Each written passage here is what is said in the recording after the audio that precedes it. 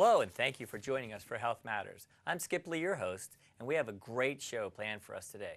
Joining me in studio is Dr. Alan Sokoloff from the Yolix Clinic and various other places here in Anne Arundel County and abroad. I'd like to welcome Dr. Sok to the show, and thank you for being here. Thank you. I'm excited to be here. Why don't you take a moment and tell our viewing audience a little bit about yourself and some of the things that you do here in our community.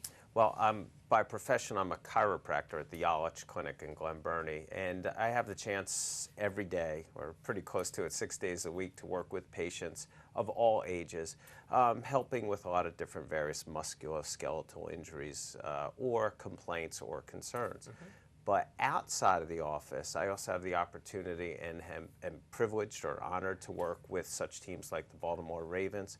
This will be my 10th year with them. Great. The Maryland Terrapins, UMBC Retrievers, so a lot of collegiate athletes.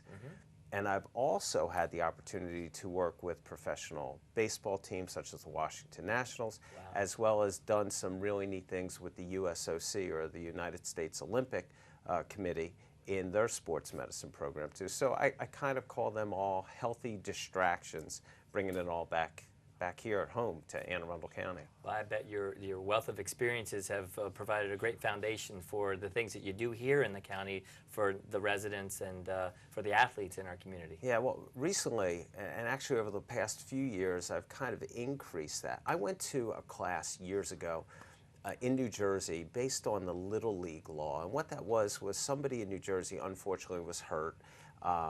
And a coach had to make the right decisions as to how to treat that athlete.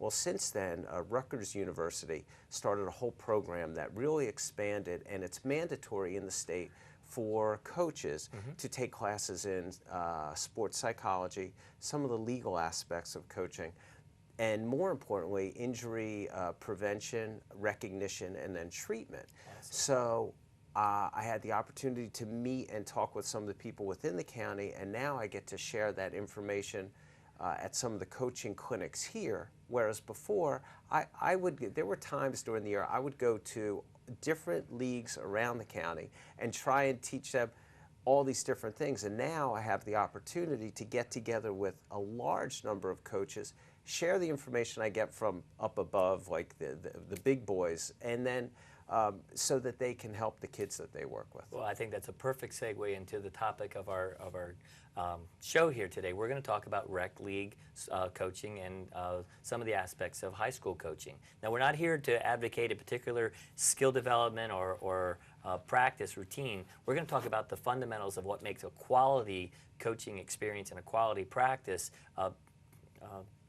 good for the athlete, so that they come out of that time that we get them to as a better person, a more prepared athlete. Right. I never tell coaches how to coach. That's what their expertise is. But if I can help in some of the smaller things, like a very common mistake is that a lot of coaches will have the kids stretch at the beginning of practice, because that's what they see. Sure. If you've ever been to an NFL game, by the time you get to the game, you see everyone lined up on the field and everyone's stretching out and doing their thing. But what people don't realize is hours before, like I'll get to a game, if we have a 1 o'clock game, I'll get there at 8, 9 o'clock, and there's guys in the locker room then and out on the field warming up before they go to the big stretch. So I'll make suggestions like that, not so much as to, well, if you do the karaoke drill, as opposed to, I stay away from those things. But the sequence in which things happen and occur during a practice, you can have an effect, and coaches can gain from that, thus the kids. They really do. Absolutely. And you know what? It is, for years, for example, after practice, the best time to stretch. Your body's warm, the muscles are nice, and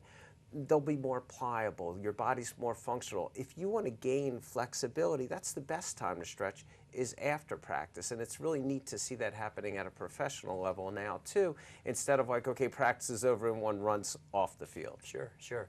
The concept of giving coaches resources to have them make better decisions, like you were talking about your work in New Jersey, those experiences that you've gained, have you been on the sidelines? Do you actually work? Have you had a coaching experience? And if so, share a little bit about that. And if not, how have you been able to interact and begin to build that knowledge base? Well, I have two daughters, so my coaching experience as far as that goes has been having to do with dance, which I know you're also very actively involved with. Sure.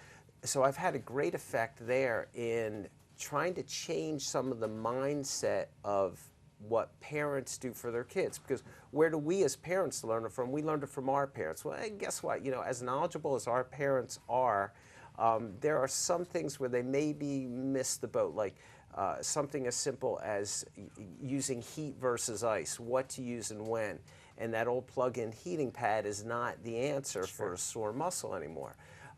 So I've had the opportunity from that aspect, and again, from standing on the sidelines on Sundays with NFL teams to learn from there and then bring it to kids like my own, you know, different things like hydration and the heat versus ice and what to use and when are two major points. Well, let's go into that.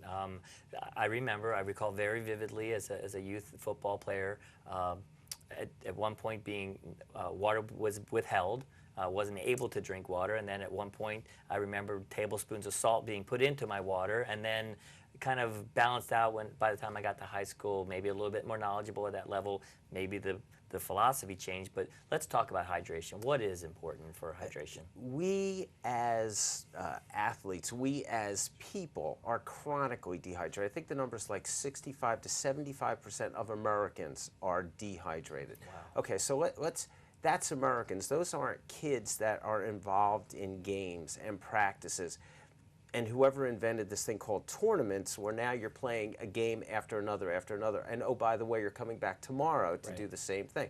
So those people that put more increased physical demands on their body have to be better hydrated. What does that mean? They need to be drinking more. Let's start simple with water. And drinking not only when they're thirsty, because you as a runner, know that if you're running and you start to get thirsty, then it's too late. You're already dehydrated. Well, the same thing with kids. Some of the things we teach coaches are, if you have a tournament, for example, let the kids start drinking the night before. Not talk to the parents. Say, hey, get your kids to drink a little bit more water. And then 2 to 3 hours before to start to hydrate too. And then throughout. Years ago, you're exactly right. I played high school football, so I remember not be able to have a drink till after practice. Now, in the NFL, for example, guys are getting weighed before and after practice to make sure they did not. Before, it was cool to say, yeah, I lost about 5 pounds today because of just sweat. And the whole idea is not to lose weight when you participate in sports. Keep your hydration up. Because as you start to lose weight, as you start to lose percentage of your weight, you start to lose things. You could lose your visual acuity. You could lose your muscle balance, strength, endurance. What does that mean? That means at the end of the game, why are the other kids running better and faster than me? I could have caught that kid. Why didn't I? Or I misjudged a ball, or I misjudged a step. Those little fine things you start to lose as you start to get dehydrated. And so water is the answer? Water is a huge part of the answer. Now, we get into huge discussions, debates about sports drinks. And sports drinks have their place. But if you look at the contents of a sports drink, let's take the size first. First of all, you look at the side and you read the label, and more people are reading labels.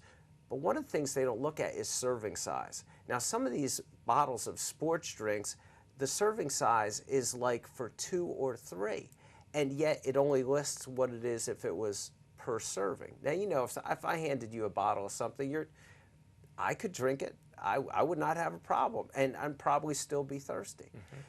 That's part of the problem. People take in more than they need to. The other part is that these drinks are called thirst quenchers. So if you're drinking all sport drink stuff, then you're not thirsty. And we talked about that before. If you're not thirsty, then you're not going to drink as much as you really should. So those things are good, and they're okay if you have a kid that is playing as much. Like a lot of the people and all that research is done on distance type people. Sure. Not on somebody that's just playing Little League. And not there aren't physical demands on that kid and his body to play, but they are not endurance type of things. Right.